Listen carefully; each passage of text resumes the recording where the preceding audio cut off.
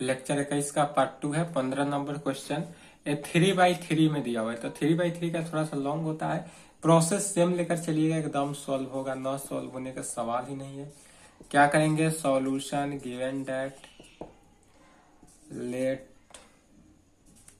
ए matrix क्या हो गया 2 - 3 2 2 3 3 - 2 2। यह हमारा गिवन मैट्रिक्स है, इतना लिए। फिर यहां तक आने के बाद क्या जानते हैं? तो we know that A is equal to I A जानते हैं। फिर क्या जानते हैं कि ए मैट्रिक्स जो है उस मैट्रिक्स को लिखते हैं 2 - 3 3, फिर 2 2 3 3 - 2 2 इज इक्वल टू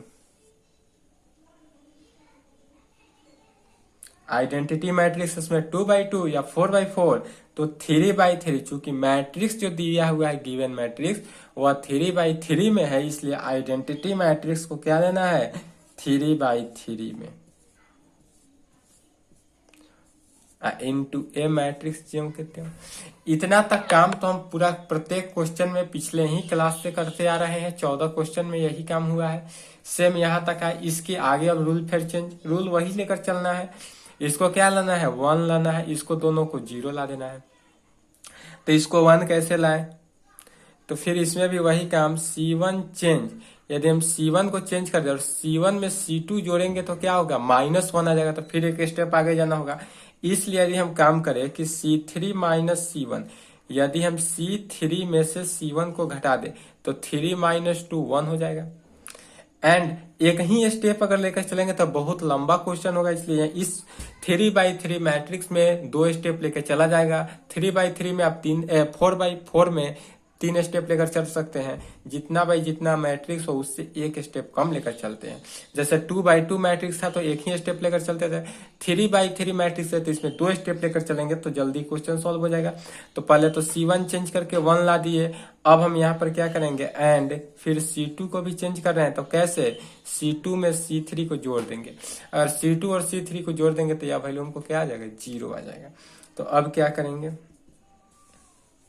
पहले C1 में काम करेंगे। तो C1 कैसे काम किए हैं? तो C1 को C3 में से घटा देना है। तो C3 - C1, तो 3 - 2 1, फिर 3 - 2 1, फिर 2 - 3 -1। कैसे किए? 3 - 2 1, 3 - 2 1, 2 - 3 -1। फिर यहाँ पर देखना है C2 भी चेंज हो रहा है। C2 कैसे चेंज हो रहा है? तो C2 को C3 के साथ जोड़ रहे हैं।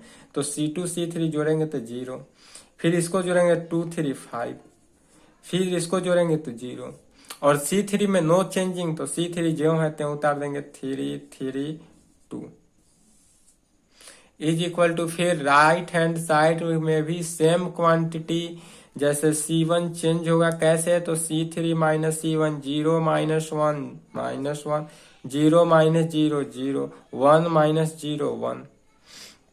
फिर C2 भी चेंज होगा कैसे? C2 को C3 के साथ जोड़ना है, तो 0 को 0 के साथ 0, 1 को 0 के साथ 1, 0 को 1 के साथ 1। C3 नो चेंज, तो C3 ज्यों है उस तरह C3 को भी लिख लेना है, इनटू ए मैट्रिक्स कर देना है। यहां तक आने के बाद 1 बन गया, 0 बन गया। अब इसको क्या करना है? 0 बनाना है। तो इसको 0 बनाने के लिए फिर C3 चेंज हो रहा है कैसे? तो C3 - 3 इंटू C1। यदि हम C1 में 3 से गुना करके C3 घटा दे तो 0 आ जाएगा। तो फिर यहाँ पर क्या आ जाएगा? C1 में नो चेंजिंग, तो C1 जैसे वैसे लिख लिए 1 1 -1। C2 भी नो चेंज, तो C2 जिस प्रकार 0 5 0 है तो 0 लिख लिए। C3 चेंज हो रहा है कैसे? तो C3 - 3 इंटू C1, 3 - 3 0, 3 - 3 यह भी 0 आ गया। फिर 2 माइनस प्लस हो गया, 3 2 + 3 5 हो गया, तो इंटू 5 इज इक्वल टू। फिर C1 नो चेंज, तो C1 जो है वह लिख लिए -1 0 1। C2 भी नो चेंज, तो C2 जो है 0 1 1 लिखे। C3 चेंज हो रहा है कैसे? तो C3 - 3 इंटू C1, तो माइनस प्लस 0 + 3 + 3 0 तो 0 ये हो गया 1 1 माइनस 3 माइनस 2 इनटू ए मैट्रिक्स। यहां तक है।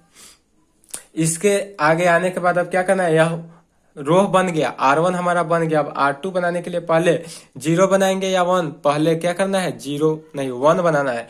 किसी भी मैट्रिक्स में सबसे पहले 1 का काम करते हैं, इसके बाद 0 बनाना आसान हो जाता है। तो इसको हम पहले क्या करेंगे 0 बनाएंगे। तो 0 बनाने के लिए क्या करेंगे C2 को चेंज करेंगे। कैसे C2 चेंज, C2 को अगर हम 5 से डिवाइड कर दें, C2 में हम 5 से डिवाइड करें या 1/5 से मल्टीप्लाई करें, बात एक ही है। तो इसमें करने से 0/5 0 5 और इसमें कोई चेंजिंग नहीं 1 हो गया।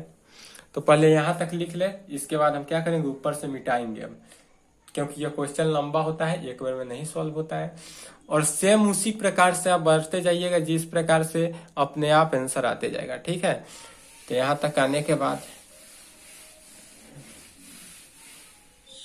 अगला क्या होगा, आप C2 चेंज हो रहा है, C2 को 1/5 से मल्टीप्लाई करना डिवाइड करना है। तो इसमें क्या करेंगे C1 नो चेंज, तो पहले C1 लिख लेते हैं। C1 कितना है मेरे हमारे पास, तो 1 1 माइनस 1 1 1 माइनस 1। C2 क्या है 0 5 0। अब इसमें 5 1/5 से मल्टीप्लाई करें या 5 से डिवाइड करेंगे तो यह 1 होगा, बाकी तो 0 पे 0 ही रहा। तो क्या हो गया 0 1 0 और इसमें नो चेंजिंग C3 में, तो फिर C3 0 0 5 हो गया 0 0 5। राइट हैंड साइड भी सेम, R1 को नो चेंजिंग है तो R1 जैसे वैसे लिख रहे हैं -1 0 1। R2 में चेंज हो रहा है तो R2 को कैसे चेंज हो रहा है 1/5 से मल्टीप्लाई करेंगे तो यह तो 0 ही हुआ 1/5 1/5। तो यह हो गया 0 1/5 1/5। C3 नो चेंज, तो C3 जो है 3 -1 0 और -2। C3 जो है उस तरह लिख लेना है, उसमें नो चेंजिंग, ठीक है। इतना तक आने के बाद अब क्या करना है, R1 हमारा बन चुका है, R2 में काम कर रहे हैं, R2 के लिए 1 बन गया है, यह 0 बन गया, इसको 0 बनाना है। तो C1 को 0 बनाना है, तो कैसे करेंगे C1 change C1 minus C2। ध्यान रहे कि कोई भी कंडीशन बनाए ऊपर वाले जितना बनाते आ रहे हैं उसमें नो चेंजिंग होना चाहिए, आइडेंटिटी मैट्रिक्स लाना ही है। तो C1 में से भी हम C2 को घटा दिए तो यह हमको 0 आ जाएगा।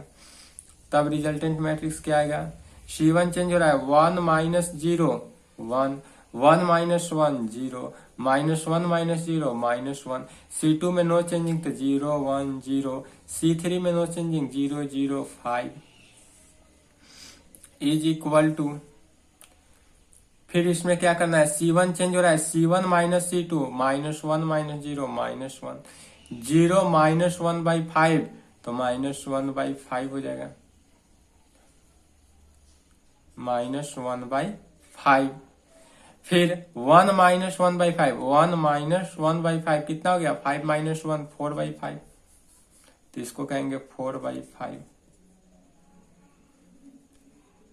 फिर C2 में नो चेंजिंग, तो C2 जैसे 0 1/5 1/5 3 0 -2 सेम लिखे इनटू ए मैट्रिक्स।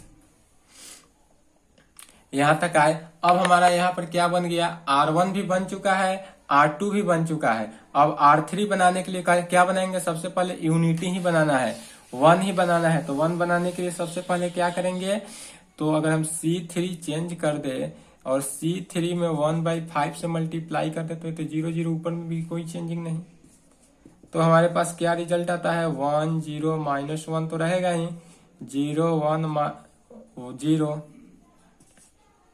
इसमें 1/5 से मल्टीप्लाई करें तो 0 0 1 रहा इज इक्वल टू C1 में नो चेंजिंग तो -1 -1/5 4/5।